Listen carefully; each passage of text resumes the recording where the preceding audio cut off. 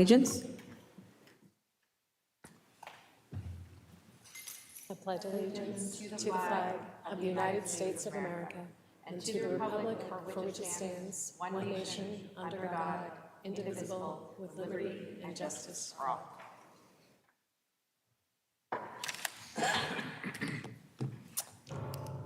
Thank you. Welcome, everyone. So the first thing on our agenda today is our superintendent's update. So I will hand it over to Allison. Great. We have some fun things to share with you right off the bat. First, I wanted to highlight that last week was the start of what I hope will be a new tradition in the Westborough Public Schools, where our graduating senior class were able to visit our K-3 schools. So for most of our students graduating, this meant going back to their K-3. And for those who hadn't come out of our K-3 schools, they picked one and sort of joined in the fun. So students came back, they marched through the school, they were greeted by crowds of cheering children. They got to see their old teachers. It was a really fun event. And Westborough TV made this great video, which I think we've got queued up here, of the Fails visit. So I wanted to share that with you, just because it's kind of a nice snapshot of what happened. Looks a little different in each schools, and I think the principals are comparing notes to decide what worked really well so that they can kind of continue to do this in the future. But here you go.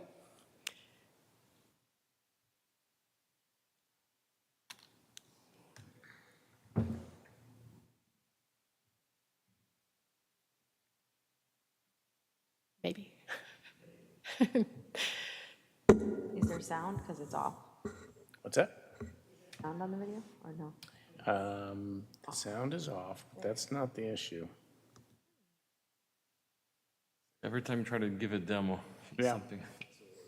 Let me just see which network this is catching.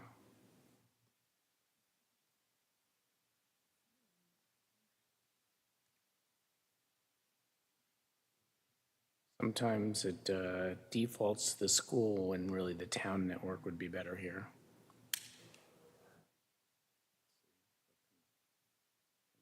Town hall.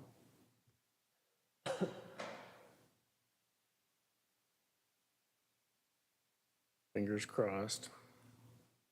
There it is.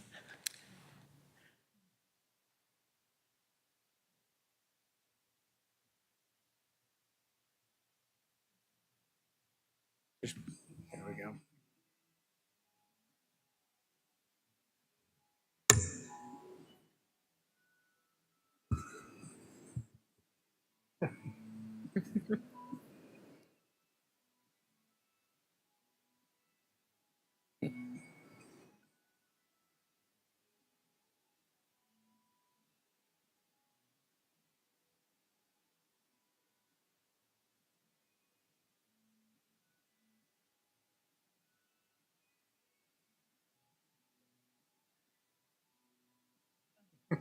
This is so awesome.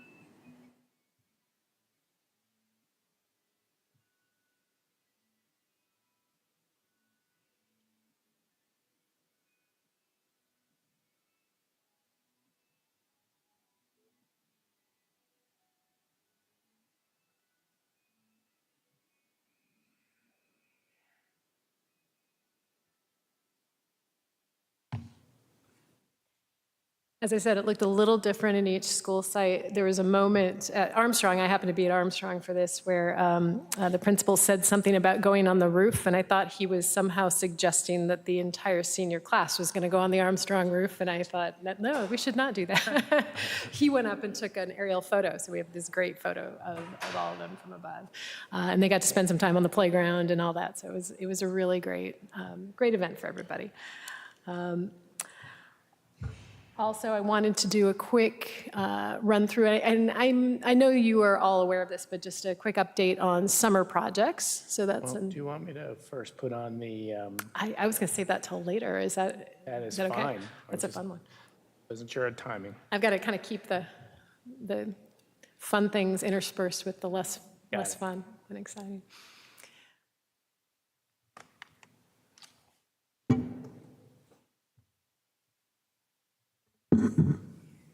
So just as a reminder, and Anita's here, who's kind of helping to Kelly in terms of the coordination and oversight. Our first project, as you know, we're kind of the tail of the comet of the Hastings ADA project is happening here. It started last summer, will continue through this summer. It's including exterior work, doors, bathroom upgrades, cabinets, et cetera. And staff will still have access, and there'll still be some parking. The project did get off to something of a start, although it's been delayed during some of the break times. It is still expected to be completed on time. I know Jakub was over and did a walkthrough and got to see. And one thing just to note about this project, it really is about ADA compliance. So as much as it would be wonderful to have everything upgraded and spiffy, really we're just sort of meeting some compliance requirements that got kicked off by the roof project. So, but I think we're excited about getting that rolling just as soon as the kids are out of the door, so we can get moving on that project. The second is Gibbons gym floor, and as a reminder, this is the original gym floor from way back in 1956, and it is coming up to the very end of its useful life. A lot of dead spots, some gapping, and it's to the point where if they were to sand it down, attempt to sand it down to do another refinish, it's not really clear that they'd be able to have any wood to sand down.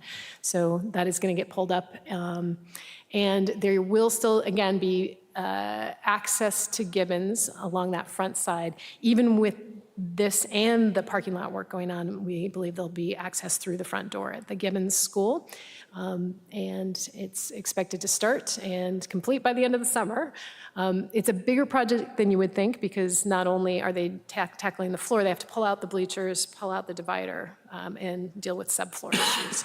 So that's a big one. And then finally, just as a reminder, thanks to some remaining ARPA funds, we're able to do some paving work in the Armstrong and Gibbons parking lot. So this is really designed with sort of safety and traffic flow in mind, but primarily safety and drainage issues. We're creating patches where there's ice and things like that. So this will very much help with that when it comes to winter time. And we're expecting that, again, to start right at the start of the summer, wrap up by the end. This one has impacted building use in the sense that these buildings tended to be used during the summer for programming, and we've relocated programming offsite in other schools in a lot of cases, or the community center is pulling some programming in there too to accommodate this. And we're looking forward to welcoming people back next year, but given the smell, the sound, the large machinery, it just didn't seem wise or safe to have a lot of programs running in and out of the buildings during this project in particular. So those are the three quick updates, and none of that should be new news to you, but I wanted to remind you that that's going on. One exciting bit of news is I have an intern this summer, a former Westborough student who's currently a Curry College student, who's going to be coming back and doing some hours both here and over at the town side. He's volunteering over there as well. And my particular project for him is really going to be focused on doing some documenting, some photography, and things related to some of the summer projects and summer maintenance work that go on, so that we can provide those updates to you throughout the summer, but also maybe put together a presentation and a website and things like that. So it's a way for him to learn a little bit about the type of work that goes on in schools. Oh, and he's here. Hi. This is Ronald, the intern. I had no idea you were coming. Welcome. How exciting. This is very fortuitous. And it's a great way for us to sort of benefit from, a smart young person who hopefully has some better tech skills than I do when it comes to putting together a presentation. So I'm excited about that. So welcome. All right.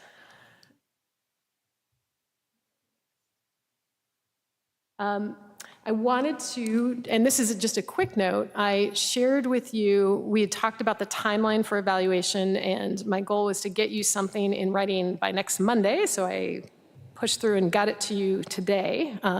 So I shared with you a reflection, that's sort of a first step in terms of the evaluation process for the superintendent that we talked about last time. That end of year reflection, I've tried to link to the way the rubric is set up for evaluation purposes, and gives you kind of my thinking about how the year went, what went well, what I need to be working on and looking ahead to do. And in addition, by the end of this week, you'll get a copy of kind of a Google form. So it'll allow you a place to input your comments, your feedback, your ratings. The back end of that will be shared with Sarah as the chair, and then she can designate, either she gets the job of compiling everything or she can designate someone to do it. So it'll be with Sarah and Lynn, and the two of them will work together on coordinating that. So you can expect to see that in email shortly. Once your information is compiled and then shared back with me at our next meeting, I'll have my marching orders going forward. So thank you again for your support and your trust and your encouragement. I really appreciate it, and I look forward to hearing from you.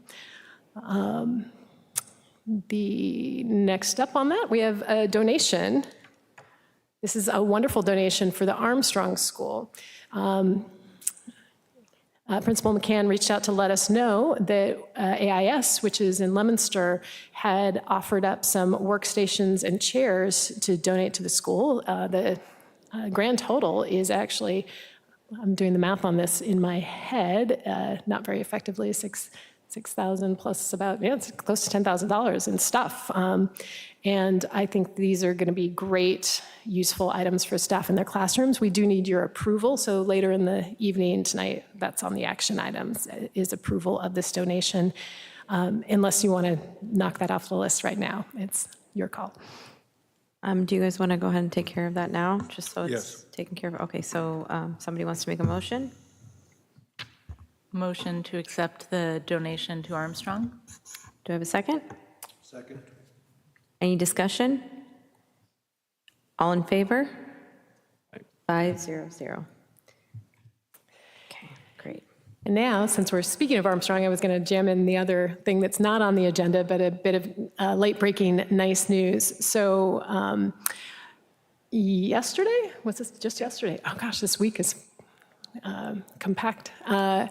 Yesterday, during the day, we had this wonderful pilot program. Our third graders from Armstrong walked over, and they participated in activities designed to kind of familiarize them with local history and build some civic awareness. So 3 stages were, first of all, a tour of the cemetery and learning about the history in Westborough and history in the cemetery.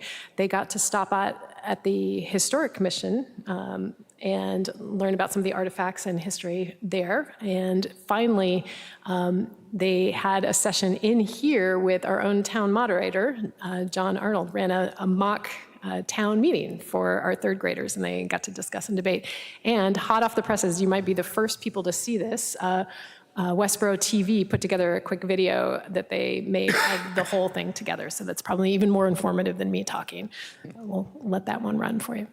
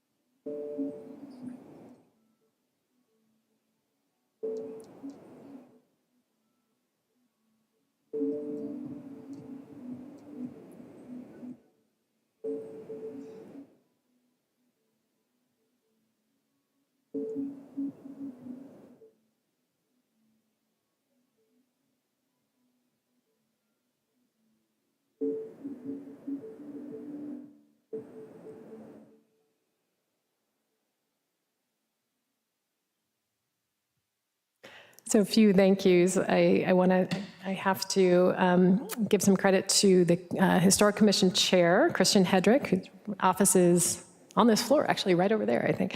And historian Chris Allen, who is part of the Historical Society, and they are part of the team that put this together. To John Arnold, of course, our town moderator, who really gave, you saw the interactive part. Prior to that, he really sort of teed up, this is what town meeting is, this is how it works, this is how it kind of lives in relationship to our state and federal government. And hopefully kids remember that and are someday, excellent participants in town meeting here. And then all the volunteers who participated at Memorial Cemetery. And I would be remiss if I didn't mention Tara, our social studies coordinator, who did a lot of work kind of pulling this together and piloting the program. So, we'll continue to look at it and refine it. But we wanted to let you know it was an exciting day and a beautiful day to learn about a little local history and civics. So. And last but not least, I put on the agenda a link to the school handbooks with any noted revisions in them. And again, we're going to vote this next time, so this just gives you a little time to look through, and I wanted to put that down for the record. I reached out to all the principals to say, do you want me to highlight anything that seems radically new or different? And across the board, they said, nothing really radically new or different is happening. The one exception, which may be added as a kind of add-on at the high school and middle school levels, is we're currently working with the AI committee.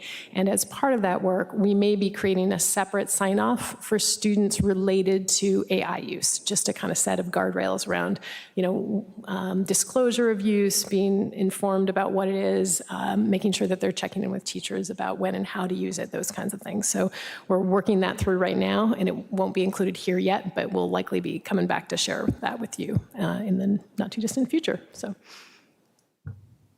that's it for me, I think. Okay, that's great. I did notice that, I think that anything that was changed was in red line, so we should be able to see that pretty clearly when you guys are reviewing it. Yeah. And if you have questions, you can either kind of relay them through me or reach out just directly to the school principals and get information from them. I'd be happy to help with that. Yes. Okay, so we have discussion items here. Do you have something to say about collective I bargaining? do. I have Okay, a couple great. updates on both of these, too. So first of all, I just wanted to put on your radar that the time to start thinking about and planning for collective bargaining is coming up. I've had some initial contact with Michelle Fridley, who's the president of the Westborough Educators Association, the teachers union. They have a team ready, and we've started to talk about dates and trying to get ourselves organized and ready to roll with that. As a reminder, we have quite a few bargaining units who are going to be in negotiations next year. So the teachers, our paraprofessionals, our administrative assistants, our custodians, our tutors, and food services are all due to renegotiate contracts next year. So there's plenty of work to go around if you have an interest in sitting in on those. And my final note, just before I turn it back to you, if you have anything you want to talk about on the topic, is to just say my sense is we have wonderful employees here and a great tradition of a very kind of open and thoughtful and collaborative approach to bargaining as a way to kind of problem solve and make sure folks are fairly compensated. And I'm very much looking forward to carrying that on. I think it's a hallmark of a really great district. So thank you for everybody who's been involved in the past. And for those of you who are about to join, thank you for that too. I think it's good. Yeah, I appreciate you saying that, and I'm going to go ahead and let Steve also speak. I know that regarding that and his experiences, I know that he's been on the teams for collective bargaining for quite a few years now. So if you want to add to that, Steve, that would be helpful. Yeah, nearly all of them, but I guess my question is, are we going to follow the same format relative to the participation of the school committee in each one of the bargaining groups, which Sarah would make the assignment of who does what and when? Some have two of us, some have had just one person with the other part of the negotiating team on our side. So I guess I'll, excuse me, I'll wait and see how we put it forward, but I would suggest that if you look at the team participation from last time, that'd be a good model to make assignments. Yeah, I mean, and that's the plan, is that I'll assign, we have some situations here where some, folks may not be able to be on certain teams, and we'll just assign according to what the best fit will be, and people's schedules. But I think that is the best approach. So I think you'd agree, right? It's been a very collaborative effort, and we want to continue to keep that. Yeah, I've always thought that our approach to negotiation is that, in fact, it's compromise, always is a compromise. Nobody can get 100% of the position that they start with, in part because we can't afford to do that, and also in part because not everything is a requirement. Some things are good to get, some things are not. I think the history of our negotiation for many years has borne fruit in the sense of the collaboration of teachers and other employees of the town working with the school committee and the school department to accomplish the goals, which in our case is a good education for the kids in our school system. I think we saw in terms of the treatment of our bus drivers who don't directly negotiate with the school committee, but certainly the school committee's influence during the discussions of contracts with the bus companies worked out quite well for us, not so well for other towns. And I think it's indicative of the effort that the school committee as a negotiating team has brought forward, with the idea that our purpose on both sides is to educate our kids to the best we can, and be fair across the board, not only to the teachers and the other employees, but also to the town in terms of what we give for what we get. And I'm hopeful that even though it's pretty much a new team here now, that we will be able to do that again, to the benefit of everybody who works in the town and for the services that we ask to be given for the town to our children. So I think with that, that's enough proselytizing, but it certainly is the way I feel. And I believe we've done well to do that in all the years that I've been involved with this. So. Thank you so much for that, Steve. So that's on collective bargaining. I think Allison has a few things to share with us regarding looking at redistricting, so I'll let you take that. Yeah, and I think in terms of the collective bargaining, once you have a sense of who would like to be involved in which group, and if you can, you and I can coordinate around that, and I will start to set some dates. And, we have a similar structure on our side where different members of the leadership team will be involved in different pieces of the bargaining puzzle. So one thing that might change a little bit is I'll be pulling some of the student services leadership into bargaining for particularly the paraprofessionals and teachers, because I think the kind of, there are often topics or issues that come up around special education in bargaining. So I think it's important to have that kind of perspective there at the table as well. I think that's it on that. So on redistricting is a sort of scary word, and I want to sort of ease people's minds that what we're talking about is trying to make some adjustments because we have a population change that's happening in town, and not kind of a wholesale throw everything out to the winds. So Daniel, if you don't mind clicking on that link up there, that would be great. Essentially, during the budget process, one of the things that we really came up with is looking at enrollment and at our K-3 enrollment. And as you can see from the chart, we've got this interesting thing happening where there's kind of an overall decline that is happening with not much of a decline at all, actually, at Armstrong. Armstrong's holding pretty steady in terms of its enrollment. Hastings is down a little, and Fales is trending down. The graphic version is particularly interesting because it includes a trend line, so you can kind of really see it.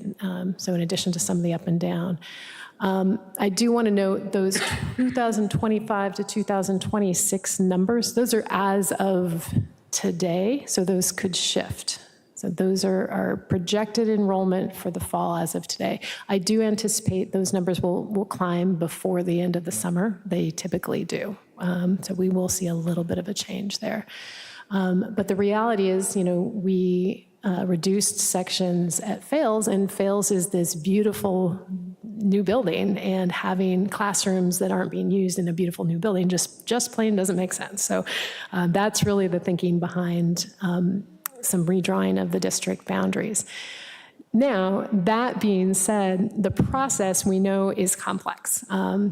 Because whenever you make changes to this, you have to consider not only kind of your current enrollment, but what is the enrollment going to look like, and how does it trend over time? And when we see change and we see volatility, when and how do we see that? Additionally, we want to consider traffic impact. Whenever you move who's getting bused where, that can really have an impact not only on the buses themselves and the children riding the buses, but sometimes on traffic patterns in the town. And finally, I think we want to be thoughtful about making sure that enrollment is sort of situated so that building use is really spread evenly, and kids in all three schools are getting kind of comparable experiences, right? So it's not like one school has all sorts of space and tiny little class sizes and another one doesn't. That's really the goal of this.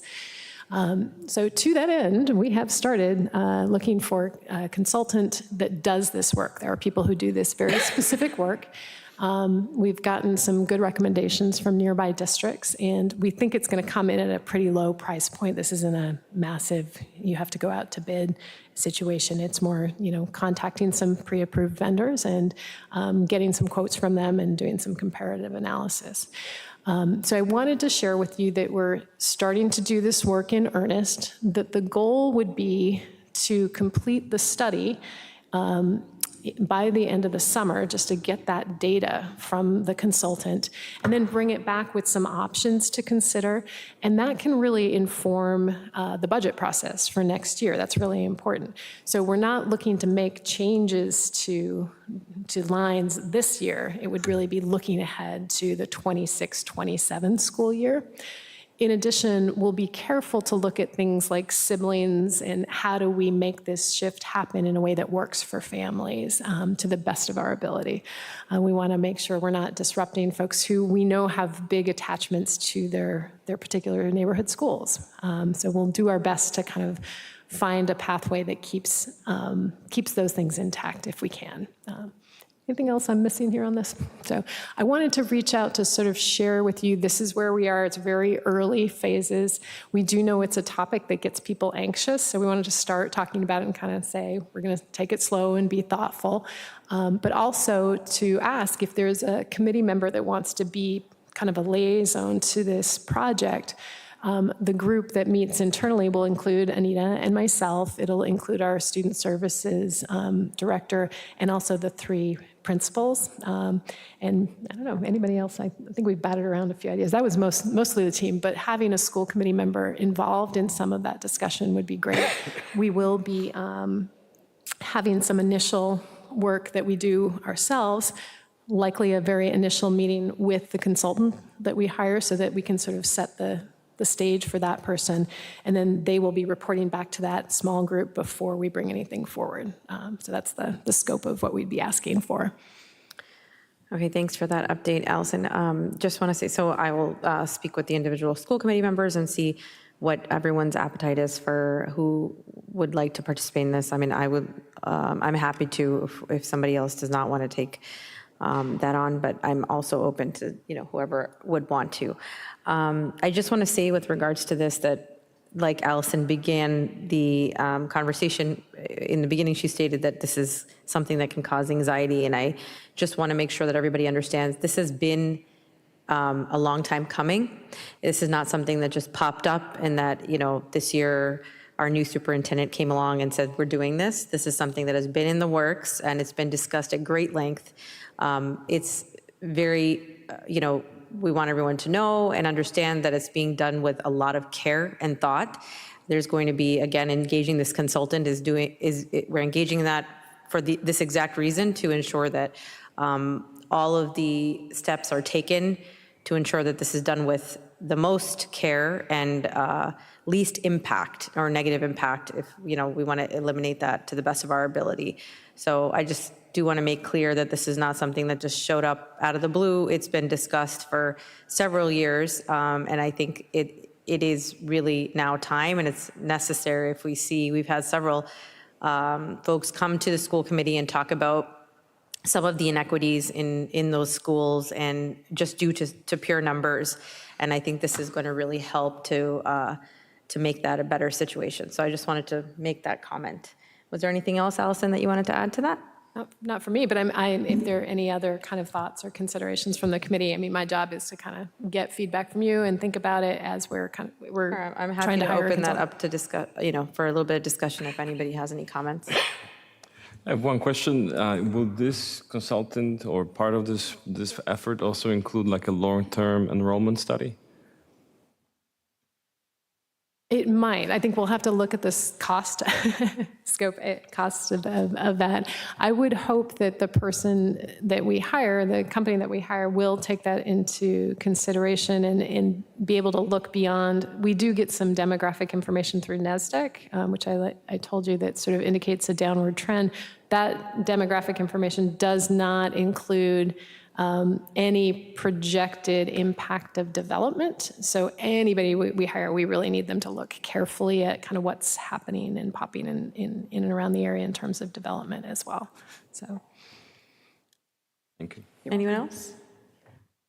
Just one quick question. I understand that this might be something that the consultant takes on and has to answer, but I am curious, do we know in terms of the three schools, obviously there's a pretty big range in terms of the smallest attendance and the largest.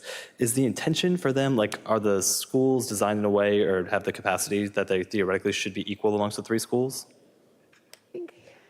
Generally, I believe that's true. Generally speaking, yeah. Okay.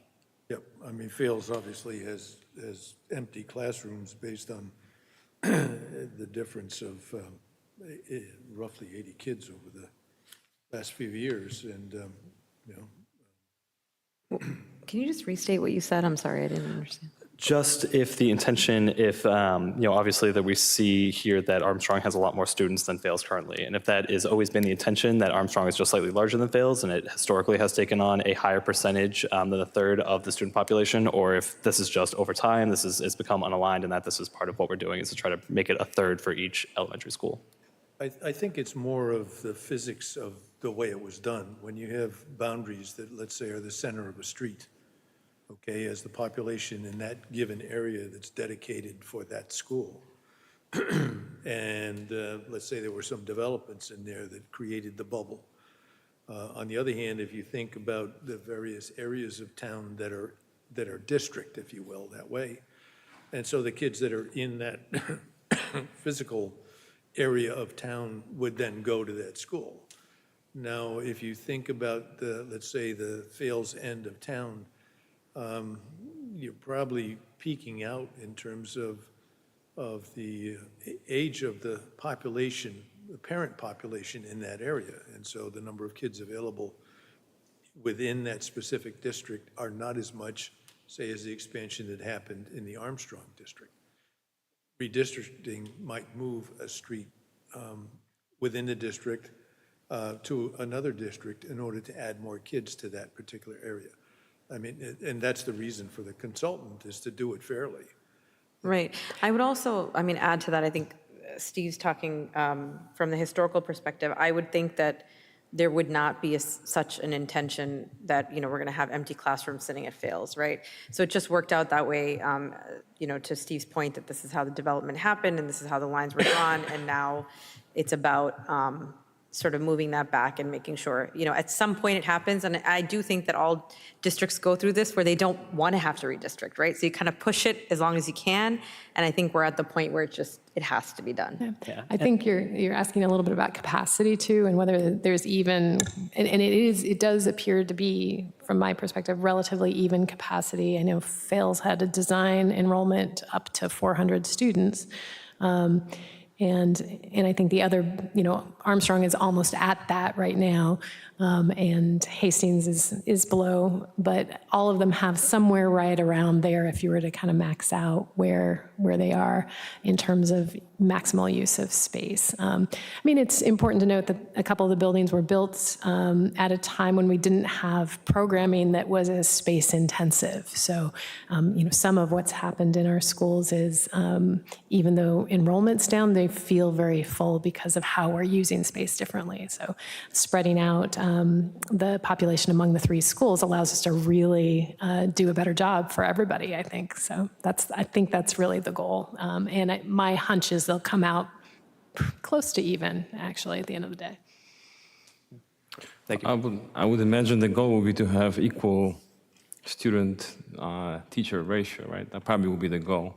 Absolutely, that is important too. We really do want to not see a situation where we have one school with larger class sizes persistently. There's going to be some up and down in that, and some range just because population's weird like that. But I think if with just 3 schools, we should be able to even it out a little bit. Yeah. I know we've had several people come before us to mention that there was some inequities around the L population specifically, and the student-teacher ratio.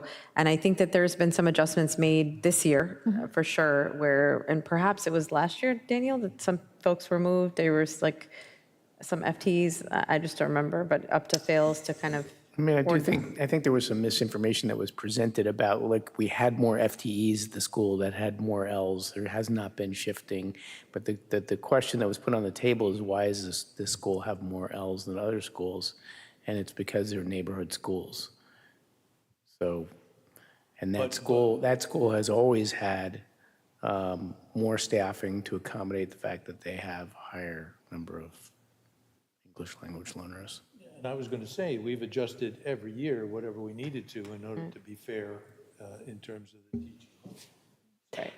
There's nothing new to the idea that we've reacted to it every year. So, but generally speaking, the redistricting would not be.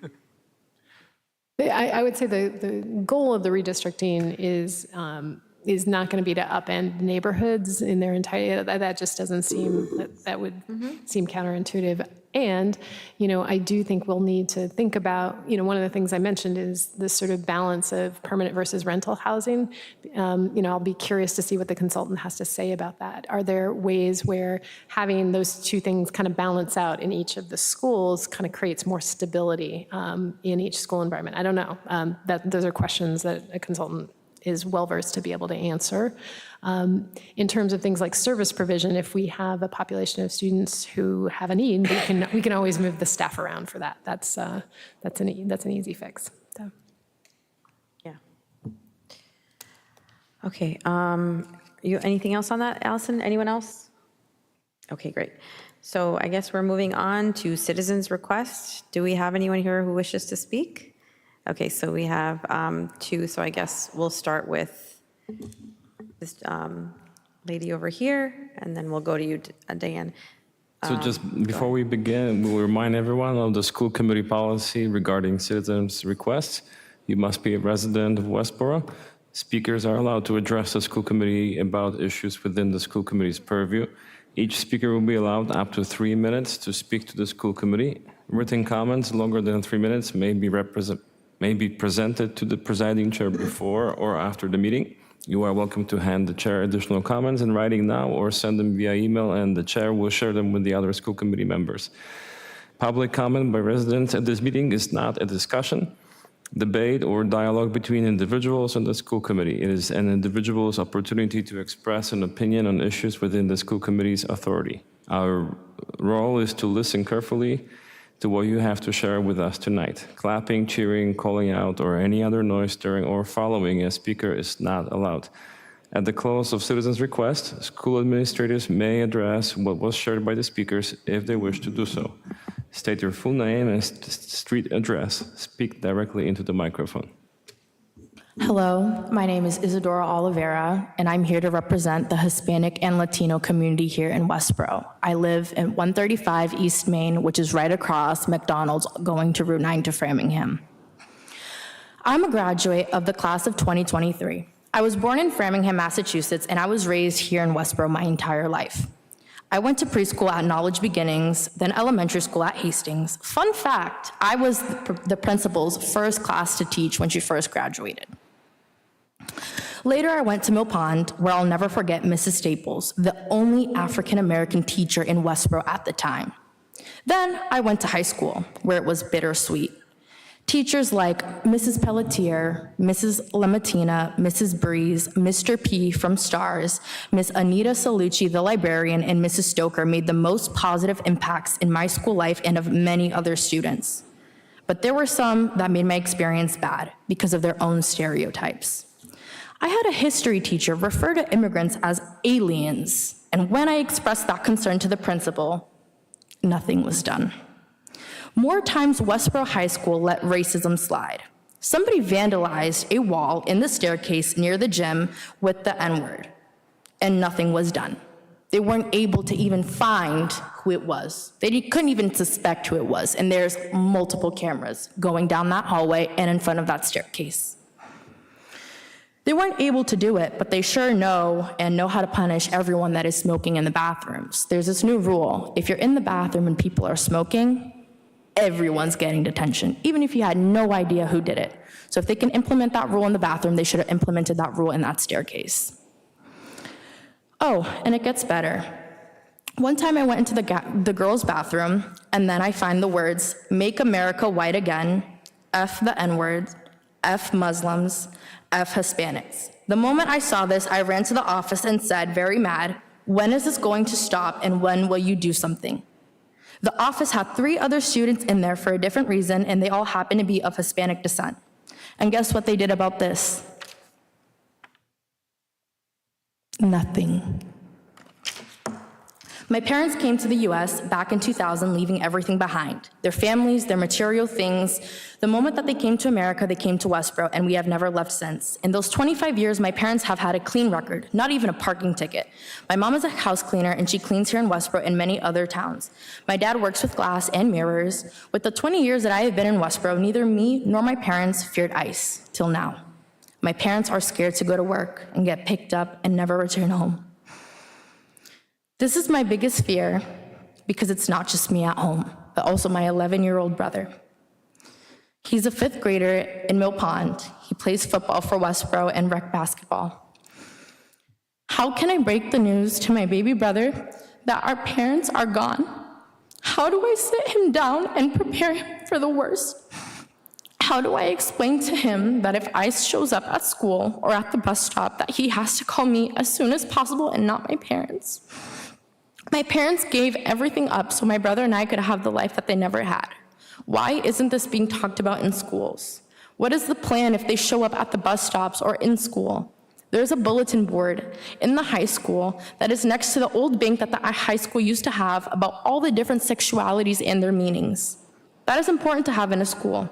But how about a bulletin board with some red cards and what to do and what to say when you're being targeted and arrested by ICE? Why isn't this being talked about or taught? I know not all immigrants are here for the right reasons, but that doesn't mean we can just write them all off as bad. All communities have bad people, but that doesn't mean we just write them off without knowing who they are. ICE isn't checking to see if you have a record or if you have papers. They get you and take you straight to Plymouth. Westborough has a lot of immigrant families. Their kids are in our schools, and it is our job as a community to protect them and support them, just like we do with the LGBTQ+ community. The high school focuses so much on LGBTQ+ education and murals, and while it is important to highlight that, it tends to overshadow the racism students and even some teachers face in Westborough. This doesn't mean we should take the awareness away from LGBTQ issues, but we should try to shift some of this focus in protecting these high-risk students from ICE and racism. I've sat in a history class where a white boy said, "Immigrants steal our jobs." Guess what happened to him? When it comes to racism, a lot of faculty members get uncomfortable and stay quiet. People are scared of being separated from their families, being sent back to a country they did everything to get out because of safety and opportunities. Your time is up, I'm sorry. That's fine. How longer do you have? I just had one more sentence. after Okay, this. just finish up. I want to close off with racism or discrimination of any kind isn't normal and it should not be normalized anywhere. That's all. Thank you. Thank you. Thank you. So I know it's generally not a policy for us to comment. I am going to comment on this. I'm sorry you had to come here and read all of this. I'm sorry about whatever you have experienced. I will say, it sounds like you graduated in 2023, you said. So we're not privy, or most of us on this committee are not privy to any of those particular incidences. Our superintendent that we currently have is not, I would say, and I'm sure she would echo, that we have a zero tolerance policy for such type of slurs and what it is that you may have seen on bathroom walls and hallways, et cetera. So I am sorry about that, but I don't know if Allison wants to say anything further on that. I think I would only sort of say that the district leadership team here immediately in January, following the executive orders, kind of put our heads together and talked very openly and began communicating out about our obligation to all of our students whose families come from other countries. What do we do? How do we do it? How do we kind of make sure that people feel safe and welcome here at school? And we're very committed to that, and we're going to keep that work up as best we can. I am fully aware of the kind of the international feel of this town. I think it's a huge asset. It's something to be proud of, and I'm hopeful that by continuing to uphold that as a virtue and a strength of the town, we can appeal to people's better nature and do our best to look out for each other here. So thank you. Thank you. Anyone else? Come on down, Diane.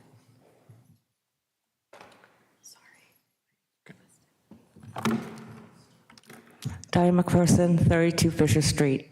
I was going to talk about our middle schoolers. I've sent you all an email. I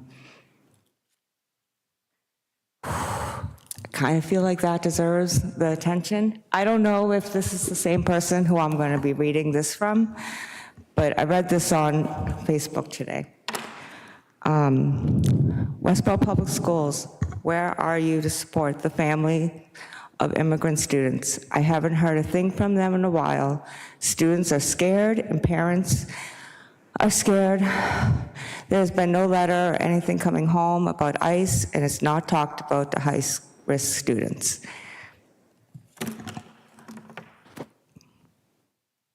Our middle schoolers, I think we can come together to support in our downtown area. They want to share that space with us. Great ideas have been put out. I'm going to speak with Jen Kirkland soon. I wrote down, we have the Westborough Downtown Improvement Project public meeting, June 11th, 6 p.m., 7:30 to FALs. It's another great place to have continue this conversation. I'm not looking for you guys to fix anything regarding our middle schoolers, but I would like you to join in the conversation. But yeah, the ICE situation, good luck. Thanks. Thank you. The next item is school committee reports. I will start with Steve. Nothing tonight. Jane? Yeah, just one quick report. I met with Allison today to talk about, I wanted to just ask a little bit about how the AI committee is going. And it sounds like there's a lot of really interesting work being done by that committee. So I want to thank both Allison and Daniel for being part of that committee and all of the committee members. It's a huge undertaking, but so important. So thank you so much for all the work on that. And we look forward to the update, maybe next school year. Thanks. Jakub? Nothing to report tonight. Tim? Sure. Nothing to report. I would just encourage the people who did provide public comment today just to stick around a little bit if they're interested in having a conversation after. We will be going into executive session, but after that, so thank you. I don't really have anything particular to report, except that we have high schoolers are graduating this week. I hope that we don't get too much rain. I know that the forecast is calling for rain, I'm sure. So what time are we scheduled? 5 PM, I think, is graduation, is that right? Right now, at least? That is correct. I have a text. I reached out to Principal Callahan about what the rain call plan. Hopefully, if we do need to shift the time a little bit in honor of the weather, that we'll make that call at baccalaureate the night before. And my sense is that there's a real desire to keep it outdoors if at all humanly possible. So we'll do our best. So in the meantime, if anybody has any influence over the weather, we Right. use it, please. Yeah. Irrespective, it's going to be a great day for all of our graduates. Also, before it happens, a quick shout out and thank you to all of the parents and volunteers for Project Graduation. That is a huge, huge project that the parents and teachers that all are involved commit their time and have put this together for our students. And I think we really do owe them a thank you for that. I'm sure the students are looking forward to being able to attend that. So I have nothing else to report. Any other comments? If not, I guess we've already done our, approved the donation memo, and we do have an executive session on the agenda. So we will, if I can get a motion and to adjourn for executive session, and whoever reads would want to read the motion in its entirety as it's written.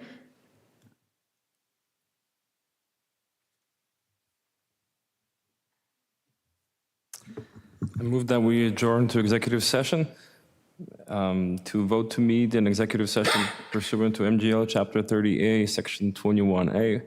Purpose 3, to discuss a strategy with respect to collective bargaining or litigation if an open meeting may have a detrimental effect on the bargaining or litigation position of the public body, and the chair so declares.